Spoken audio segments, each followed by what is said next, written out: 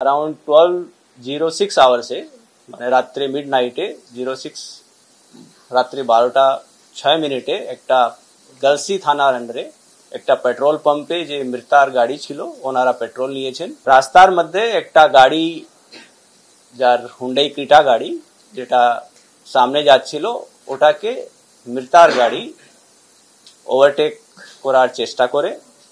সেই সময় আনফর্চুনেটলি ওটা ওভারটেক করার সময় দুটা গাড়ি একটু কলিজন হয় হালকা, এবং যে মৃতার গাড়ি ছিল সেটা পাশে একটা ডিভাইডার ছিল তার সঙ্গেও কোলাইড করে। তারপরে যে সামনে গাড়ি যাচ্ছিল সেটা বেরিয়ে যায় এবং যে মৃতার গাড়ি ছিল সেটাও পিছে পিছে যাচ্ছিল। কিছুক্ষণ যাওয়ার পরে আবার মৃতার যে গাড়ি ছিল সেটা গাড়িটাকে ওভারটেক করে যে সামনে গাড়ি ছিল এবং একটা জায়গায় এসে ওনার গাড়ি দাঁড়ায়, কিন্তু যে সামনে গাড়ি যাচ্ছিল সেটা ওখানে দাঁড়ায় না। ওরা সোজা, যেহেতু ওদের বাড়ি পানাগড় রাইস মিল মোড়ে ছিল, ওরা নিজের বাড়ি দিকে বেরিয়ে যায়। মৃতার যেটা গাড়ি ছিল সেটা ওই গাড়িটাকে পিছন পিছন ধাওয়া করে চেজ করে। এবং আমাদের কাছে সিসিটিভি ফুটেজগুলো আছে যার মধ্যে আমরা দেখতে পাচ্ছি যে হুন্ডাই ক্রিটা গাড়ি যাদের বাড়ি এখানে পানাগড় রাইস মিল মোড়ে আছে ওরা এগিয়ে এগিয়ে যাচ্ছে এবং যে মৃতার গাড়ি সেটা ওনার পিছে পিছে আসছে। আমরা দেখতে পাচ্ছি আমাদের বিভিন্ন যে টেকনিক্যাল এভিডেন্স আছে যেটা সিসিটিভি আছে ওখানে আমরা দেখতে পাচ্ছি যে হুন্ডাই ক্রিটা গাড়ি আছে সেটা এগোচ্ছে, মানে এগিয়ে যাচ্ছে এবং তার পিছে পিছে মৃতার গাড়ি আছে। এবং পানাগড় রাইস মিল মোড়ে এসে ওই গাড়িটা যখন একটা গলির মধ্যে এন্টার করে যায় ক্রিটা গাড়ি, এবং মৃতার গাড়ি ওর পিছে পিছে এন্টার করতে পারেনি এবং ওখানে সামনে একটা পয়েন্টে গিয়ে পাল্টি খেয়ে যায়।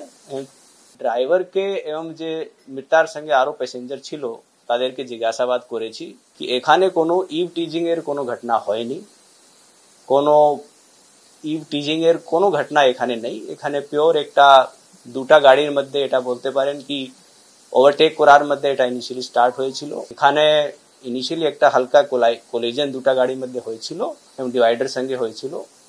তারপরে কিন্তু ডেফিনেটলি যে চেজিং হচ্ছে সেটা ভিকটিমের গাড়ি চেজ করছে অন্য গাড়িটাকে। গাড়ি থেকে অশ্লীল অঙ্গভঙ্গি করে, কটূক্তি করে এবং ওরা মদ্যপ অবস্থায় ছিল এমনটা অভিযোগ করা হয়েছে। টানা 15 কিলোমিটার ধরে আর কি বুধবুদ থেকে কাকসা পর্যন্ত ধাওয়া করে এবং কটূক্তি করে গাড়ি থেকে। কমপ্লেন্ট যে দিয়েছেন উনিও ভিকটিমের গাড়িতে ছিলেন, কমপ্লেন্টে কোনো কটূক্তির কোনো কথা বলা নেই।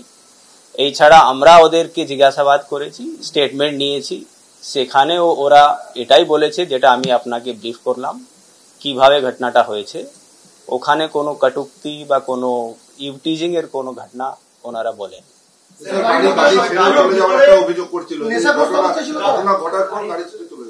সেটা আমরা এখনো যারা গাড়ি ছেড়ে চলে গেছে তাদেরকে আমরা জিজ্ঞাসাবাদ করতে পারিনি সেভাবে।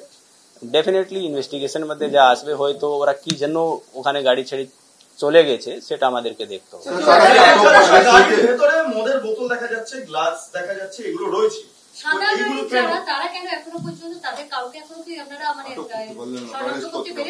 আমরা ডেফিনেটলি আমরা ওদেরকেও জিজ্ঞাসাবাদ করব, ওদেরকেও যা আইনি ব্যবস্থা আছে সেটা নেব। এখন আমরা যা সকাল থেকেই তো আমরা দেখতে পাচ্ছেন আমরা ইনভেস্টিগেশন মধ্যে ব্যস্ত আছি, যা যা ব্যবস্থা হবে ইনভেস্টিগেশন মধ্যে।